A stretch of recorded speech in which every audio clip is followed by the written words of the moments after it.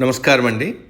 మహాభారతంలో నేడు 14వ అధ్యాయము పాండవుల విమోచన వినిపిస్తున్నది మీ విజయభాస్కర్. పెద్దల వద్ద మర్యాదపూర్వకంగా సెలవు తీసుకుని మిత్రులను కౌగలించుకొని పాండవులు వారణావతానికి బయలుదేరారు. రాజపుత్రులు పురజనులు వారిని కొంత దూరం సాగనంపి తిరిగి పట్టణానికి వచ్చారు. ఒక్క యుధిష్ఠిరుడికి మాత్రమే అవగాహన అయ్యేలా విదురుడు జాగ్రత్త అని చెప్పాడు. తెలివైన శత్రువు ఉద్దేశాన్ని గ్రహించి వారికన్నా ముందంజ వేసి పనిచేసిన వాడే అపాయం నుంచి తప్పించుకోగలడు. ఉక్కు లోహంతో చేసిన ఆయుధం కంటే ప్రమాదాన్ని కలగజేసే ఆయుధాలున్నాయి.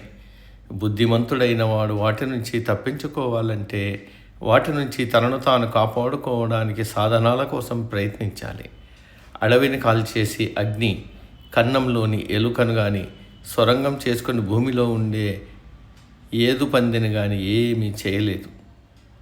బుద్ధిమంతుడైన వాడు నక్షత్ర గణన వల్ల తాను ఏ పరిస్థితుల్లో ఉన్నది తెలుసుకోగలడు అని అన్నాడు విదురుడు. దుర్యోధనుడు ఏదో కుట్ర చేసి ఉండవచ్చు అని దాని నుంచి తప్పించుకునే మార్గాన్ని పరోక్షంగా విదురుడు తనకు చెప్పాడనిపించింది యుధిష్ఠిరుడికి.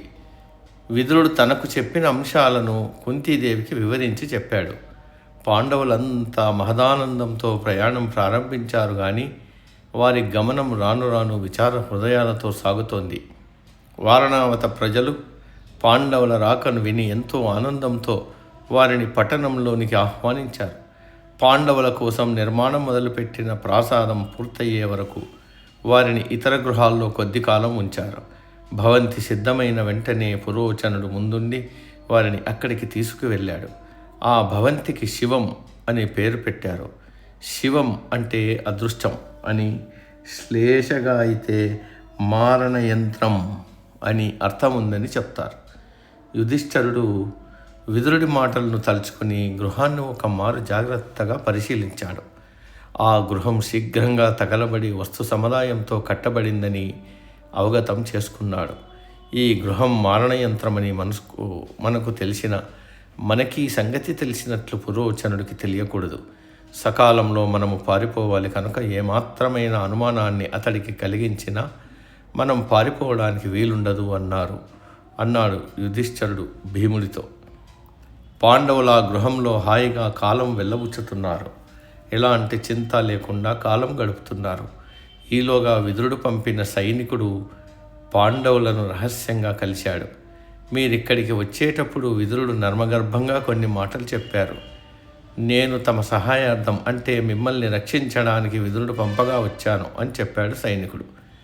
అప్పటి నుంచి ఆ సైనికుడు పురోచనుడికి తెలియకుండా రహస్యంగా అక్కడ చాలా దినాలు పనిచేశాడు. ఆ లక్క ఇంటి నుంచి పట్టణం వెలుపలికి ఒక సొరంగం తవ్వారు. ఇంటి గోడ పునాదుల నుంచి ఇంటి చుట్టూ ఉన్న కందకం దిగువ నుంచి ఆ సొరంగాన్ని తవ్వారు. ఆ లక్క కోట ద్వారం వద్దనే పురోచనుడి ఇల్లు ఉంది. పాండవులు రాత్రిపూట సాయుధులై జాగ్రత్తగా ఉండేవారు. పగలు అడవికి వేటకు వెళ్ళేవారు. పాండవులు లక్క ఇంటిలో నివాసం చాలా కాలమైందని భావించాడు. యుధిష్ఠిరుడుకు కూడా దుర్యోధనాదులు కార్యాచరణ కాలం సమీపించిందని తెలుసుకున్నాడు. యుధిష్ఠిరుడు తమ్ముళ్లను పిలిచాడు. ఈరోజే మనం పారిపోవాలని, ఈరోజు తప్పితే పారిపోవడానికి కుదరదని, చావాల్సి వస్తుందని హెచ్చరించారు. ఆ రోజే కుంతీదేవి తమ కోటలోని సేవకులకు దాసీజనానికి విందిచ్చారు. అర్ధరాత్రి సమయంలో లక్క భవనానికి అక్కడక్కడ భీముడు నిప్పంటించాడు. కుంతీదేవి పాండవులు నేల సొరంగంలో ప్రవేశించి ఆ చీకట్లోనే తడుముకుంటూ బయటపడ్డారు. కొద్ది సమయంలోనే లక్క భవంతిని మంటలు చుట్టుముట్టాయి. ఆ భవన పరిసర ప్రాంత ప్రజలు తీవ్ర భయాందోళన చెందారు. కొంతమంది ఎలాగైనా మంటలను ఆర్పాలని ప్రయత్నించారు. వీలు కాలేదు. అయ్యో, ఇది ఖచ్చితంగా దుర్యోధనుడి పని, ఏ పాపమెరుగని పాండవులను చంపేస్తున్నాడు అంటూ అరుస్తున్నారు. లక్క భవంతి మొత్తం కాలి బూడిదైంది. పురోచనుడి గృహానికి కూడా మంటలంటుకున్నాయి. అతడు పారిపోవడానికి వీలు లేకుండా పోయింది. అతడి దుర్మార్గపు స్వభావం అందరికీ తెలిసిన విషయం కావడం చేత ఆయన మరణించినప్పటికీ ఎవ్వరూ జాలిపడలేదు. లక్కభవంతి కాలిపోవడం గురించి వారణావత ప్రజలు హస్తినాపురానికి వార్త పంపారు. పాండవులు నివసించిన భవంతి కాలిపోయింది. మంటల నుంచి పాండవులు బయటపడే వీలు లేకపోయింది. వారు చనిపోయారు అని సమాచారం ఇచ్చారు. ధృతరాష్ట్రుడు, అతని కుమారులు పాండవుల విషాదాంతంపై విచారం తెలపడానికి కట్టుబట్టలు వదిలి ఏకవస్త్రాలు ధరించారు. సోదరుడి కుమారులు చనిపోయినప్పుడు ఇలా వస్త్రాలు ధరించడం ఆచారం. పాండవులు కుంతి చనిపోయారని భావించి వారికి అంత్యక్రియలు నిర్వహించారు. వారి మరణానికి ఎంతో గాఢంగా విచారించినట్లు చూపరులు భావించడం కోసం గట్టిగా ప్రయత్నించారు. అంతమందిలోనూ ఒక్క విదురుడు మాత్రమే విచారం కనబరచడం లేదనే భావన కొందరిలో వ్యక్తమైంది. ఆయన గొప్ప వేదాంతి అయినందున అలా ఉన్నాడని భావించారు. వాస్తవంగా పాండవులు సులువుగా ప్రాణహాని లేకుండా తప్పించుకున్నారని విదురుడి అభిప్రాయం. అతనికి విచారమంటూ ఉందంటే అది పాండవులు పడుతున్న బాధల గురించే. అది మనస్సులో మాత్రమే, బయటకు కనిపించదు. భీష్ముడు విచారంలో మునిగి ఉన్నాడని తెలుసుకుని విదురుడు ఆయన వద్దకు వెళ్ళాడు. ఆయనను ఓదార్చుతూ జరిగిన విషయాన్ని, పాండవులు సురక్షితంగా ఉన్నట్లు తెలిసిన విషయాన్ని రహస్యంగా చెప్పాడు. తల్లి, అన్నదమ్ములు నిద్రలేక జాగురూకులై ఉండడం వల్ల, భయాందోళన వల్ల చాలా అలసిపోయారని తలిచాడు భీముడు.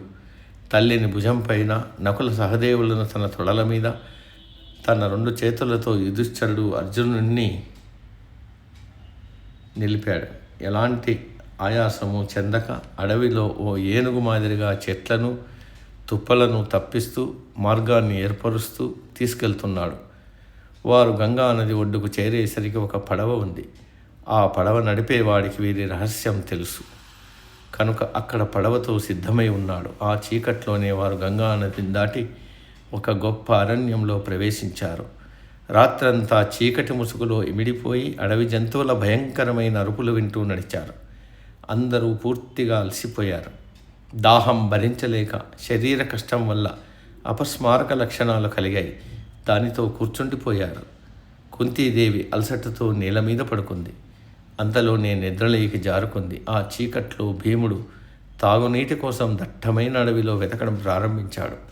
ఓ నీటి మడుగు కనిపించింది. తన వస్త్రాన్ని తడిపి తామరాకులతో దొప్పలు తయారు చేసి వాటిలో నీటిని నింపి తీసుకొచ్చి తల్లికి, అన్నదమ్ములకి అందజేశాడు.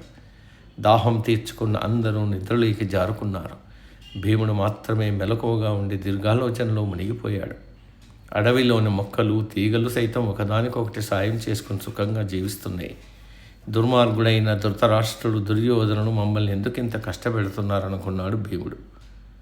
పాండవులు చాలా కష్టాలు పడుతూ అపాయాలను ఎదుర్కొంటూ నడుస్తున్నారు. నడక తొందరగా సాగడానికి కొంత దూరం పాటు తల్లిని ఎత్తుకుని మోయడం తప్పనిసరి అయింది.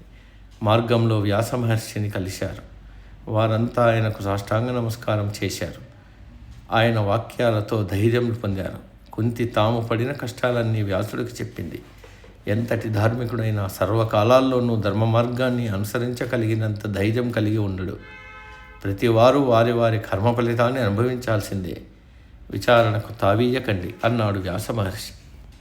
వారంతా వ్యాసుడి సూచనను అనుసరించి బ్రాహ్మణ వేషాలు ధరించి ఏకఛత్రపురంలో ప్రవేశించారు. అక్కడ ఒక బ్రాహ్మణుడింటిలో ఉంటూ మంచి రోజుల కోసం ఎదురు చూస్తున్నారు. సమాప్తం. సర్వే జన సుఖినో భవంతు. అందరూ బాగుండాలి, అందులో మనము ఉంటాము.